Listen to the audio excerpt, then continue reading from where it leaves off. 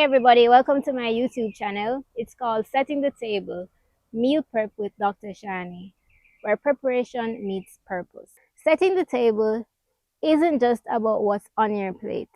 It's about preparing yourself for all the tables in your life, mind, body, and soul for the life that you deserve.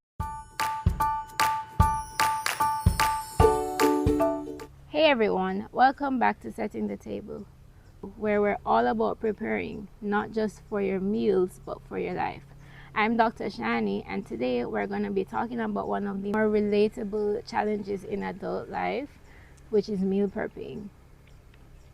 If you're one of those busy young professionals, mothers, fathers, persons who are just struggling or having challenges balancing your life, your career, your family, relationships, or even your social life, then meal planning is probably on your to-do list, but it's a list that you never really get around to. Well, I'm going to be sharing with you some real-life, low-pressure tips that helps me to take control of my meal planning without me losing my mind. So number one, let's bust a myth right now. Meal planning, it doesn't have to be preparing all day Sunday cooking, preparing 21 meals, placed perfectly portioned in glass Tupperware, stacked in your fridge like an Instagram fitness model. No, it's not like that. That's not what meal prepping is. You should not try to become a meal prep Olympian overnight. That will just lead you to becoming completely overwhelmed, sad. If you're able to answer the question, what am I going to eat 2 to 3 times in advance for that week, then you're already winning. You don't have to cook 7 different dishes. Number 2, making that grocery list. Have you ever been to the grocery store tired, hungry, and emotional? Yeah, me too. I don't recommend. Before you go to grocery shopping, make sure you have your meals planned. Write a list based on the meals that you have planned for the week and then go to the grocery store. Going without a list is like going to a presentation with no slides. Completely chaos and something you'll definitely regret. Another pro tip, don't go to the supermarket when you're hungry. Make sure you have a meal before you go. Your budget will also thank you later and you won't regret it. Number 3, embrace repeat meals.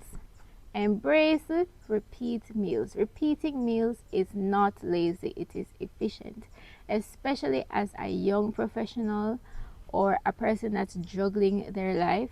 Repeat your meals, right? You know, if you speak to my co-workers or even my mom about last year when I just started this journey, I literally ate the same lunch for 8 months. And that was my honey garlic chicken wrapped in a tortilla shell, and I had 2 of them.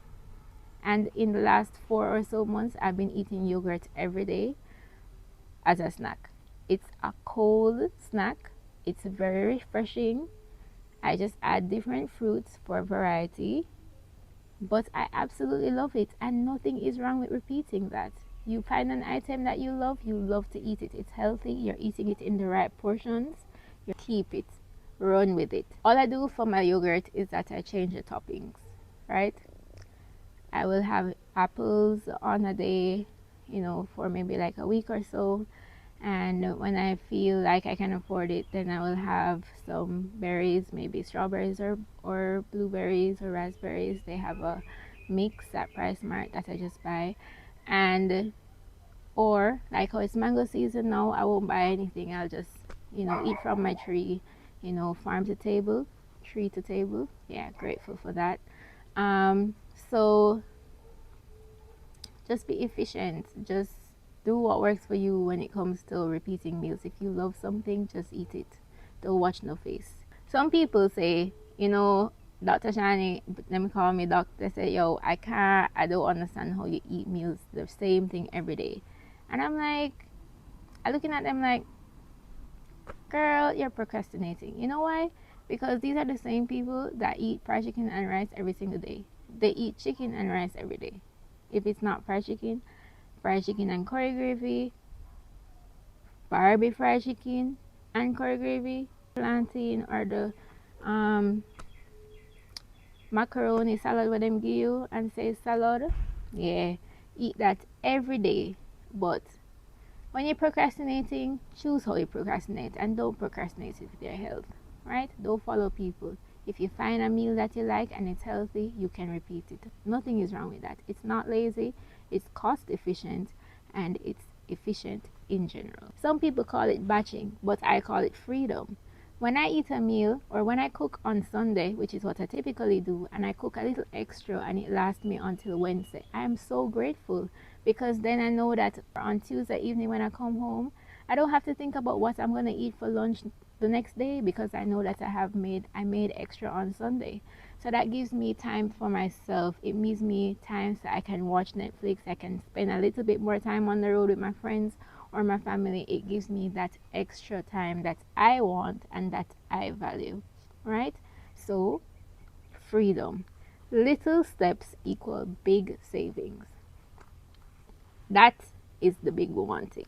So find 2 to 3 meals, put them on repeat. You love them, put them on repeat. Don't listen to nobody. You can repeat your clothes, you can repeat meals. Nobody not pre. If you really want some variety, right? You found a meal, a recipe that you like, just swap the protein. So this meal, this time you eat chicken and it's a honey garlic chicken. Instead of eating or finding a different recipe that you haven't found yet, or that you haven't figured out if it is healthy yet, and you want a safe meal to repeat, then you know honey garlic chicken for me is a safe food.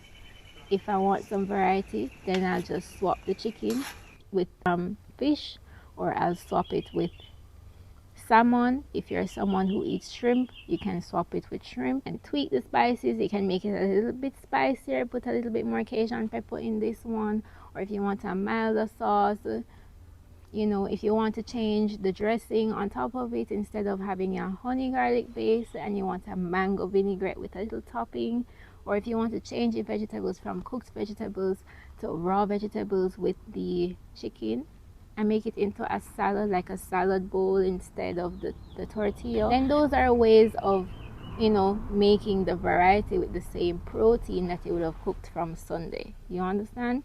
So if you really want that variety, then that's one way of doing it. Know thyself and thy schedule. Number 4, be honest with yourself. If you know that you're gonna have a crazy Wednesday, then you know that on Wednesday, that's not the day to try a new recipe with 12 steps and 3 different sauces, right? Choose your time wisely. Make sure you have a 911 meal or an emergency meal. For me, that's different for everybody. But for me, I can eat breakfast, or I can eat breakfast meals for lunch and dinner, right? That's how much I love breakfast. An omelette or scrambled eggs with turkey sausages and some broccoli or some spinach or whatever vegetables I have available on that day, that's my emergency meal. Your emergency meal may be completely different. Maybe tuna, ground provisions, and some veggies, no judgment. But do what works for you. Plan your easiest meal for your busiest day. Or even better, you can have leftovers. Future you will thank you. Or the 5th thing to consider is you're not failing if it's not perfect. So this is for the perfectionists out there. You don't need to do this flawlessly.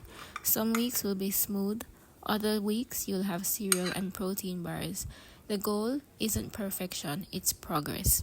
So meal planning is just one way of setting the table for the life you want. Start where you are, use what you have, and give yourself grace. So whether you're planning 3 meals ahead or just deciding to pack lunch one time this week, you're doing it. You're setting the table for your well-being, one bite at a time. If this video helped you, or you want more realistic meal prep tips, hit that subscribe button, like the video, and drop a comment and tell me below what's your go-to emergency meal. Until next time, keep setting the table for the life you deserve. That's grown woman things.